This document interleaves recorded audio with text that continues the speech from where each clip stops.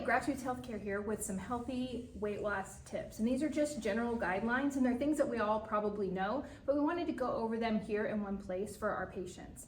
So one of the first things that we focus on are whole nutrient dense foods, and that means lots of healthy vegetables, lean proteins, healthy fats, and then low glycemic fruits like berries, things that don't have a high sugar load that's going to cause a sugar spike, that's going to cause you to have some cravings, and then minimize added sugars and any kind of refined carbohydrates or processed foods. Those are things that you would like to cut out if you want to help with weight loss tips. And then an anti-inflammatory diet like the Mediterranean diet or maybe a modified paleo. Those are some general guidelines to help you get started with making some healthy changes to your diet. Good, and as you select these foods, we want to make sure that you're watching your portion sizes. So it's so easy for us to overeat here in America, so really paying attention to how much you are consuming. A healthy goal for most of our patients is to decrease your caloric intake, so watching those calories by about 300 to 500 per day. Everyone's caloric intake is going to be different, but being knowledgeable on yours and just decreasing that by 300 to 500 calories per day is going to aid in weight loss. Watching your portion sizes, you know, a little trick could be eating on a smaller plate, so it makes it look like it's still full for you, but not consuming, you know, as large amounts. And then making sure that we chew slowly, avoid distractions. The more you can chew, the busier your mouth stays. It feels like you're eating more, but you're not. Yeah, it also helps you to digest your food better and get more nutrients out of the foods that you are eating. So that's what we want for portion sizes. So watching your portion sizes.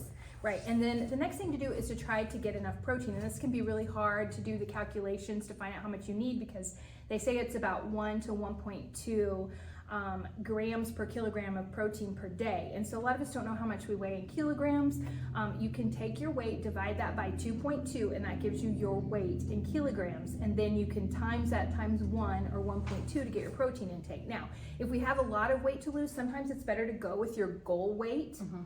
And divide that by 2.2, and then that will be the amount of protein that you need per day. A good sources of protein obviously are the lean meats that we talked about. If you're vegetarian, you can do tofu or legumes. Greek yogurt is good for some people, eggs, and then protein powders, but watching to make sure that there's not a lot of additives or processed things in those protein powders so that they're very clean. Perfect. And then with that being said, we want to make sure we're keeping our plate very balanced.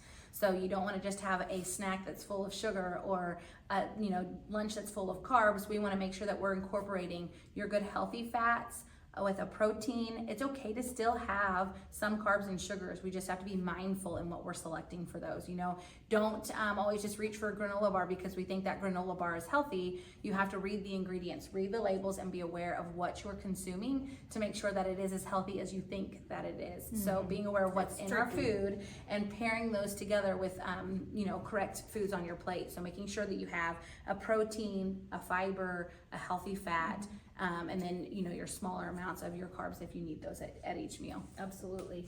And then moving your body every day. So aim for about 150 minutes plus of exercise per week of some sort. And it doesn't have to be exercise, it can just be movement. And you can do a little bit of it at a time. You want it to be of kind of a moderate intensity, so like a walk, but you can still conversate. You want to add resistance training if you can do that, where you're either using bands or weights 2 to 3 times per week.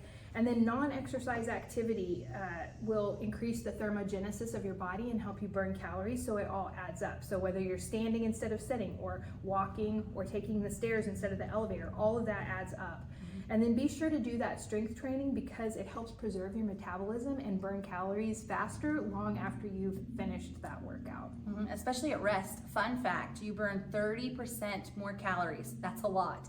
At rest when you have more muscle mass. So understanding, yes, it's important to lift weights because that counts towards our exercise, but understanding you're burning more calories at rest to essentially feed those muscles. That's why they're important for you on this journey too, okay? Don't forget, sleep is important. So prioritizing your sleep. For adults, we recommend that you get at least 7 to 9 hours. I giggle saying that because I know it's hard, but really making an effort to get in that 7 to 9 hours of sleep per night is going to be beneficial for you in this journey. Right, and then you want to try to manage your stress. That's easier said than done, but even 10 minutes a day of doing something that helps you relax, whether it's breath work or meditation, it can really bring those cortisol levels down. Some people really do well with yoga or spending time out in nature. They found that you actually interact with the pheromones of the plants when you're out in nature, and it affects your cortisol levels. So try to do that. That's going to help your appetite and your metabolism too. Excellent. And with that, one of the most important parts is your water intake. We often forget this and it can get difficult at times. So to calculate, again, get your calculators out. For adequate hydration, we need half of your body weight in ounces per day of water. So if you weigh 200 pounds, your goal for water intake is going to be 100 ounces for that day. I always recommend for my patients that you get a cup with a straw. Studies show that you consume more water when you're drinking that through a straw. So find you a good cup to carry around. It can be cute and trendy, or it can be as generic as we need it to be, but we want you to get in that water. So get you a cup with a straw to carry around, half of your body weight in ounces per day. Right, and then we want you to track your progress, but don't obsess about it. So for some people, scales can be very triggering, and they do fluctuate up and down depending on how much water weight. If you had sunflower seeds and salt the day before, it can cause you to retain weight, so you can't just rely on that. Measurements periodically can be helpful, how good your clothing fits, but don't forget to count in how's your energy, how's your sleep, how's your mood. All these things play a role, and it's not just the scale data point, because that can really sabotage some of us. So it does show that if you weigh daily, that helps people achieve their goals faster, but for some people that's just not an option. And so there's other ways to track your progress, but be sure you're making some effort to try to track your progress. Right, and the other, and last point that we need to make here is that we need to sometimes address the root causes of what's causing our weight gain.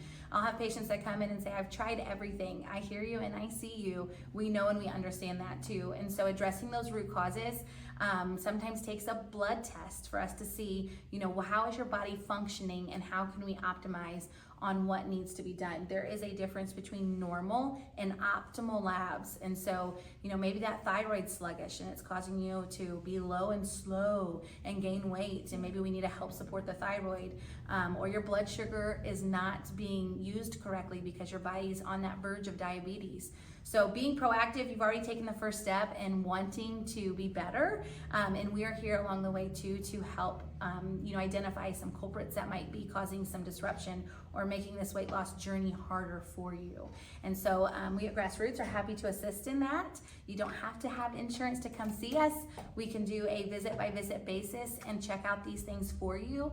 Look at those labs, look at your blood, see how we can assist in this weight loss journey of yours. Thank you.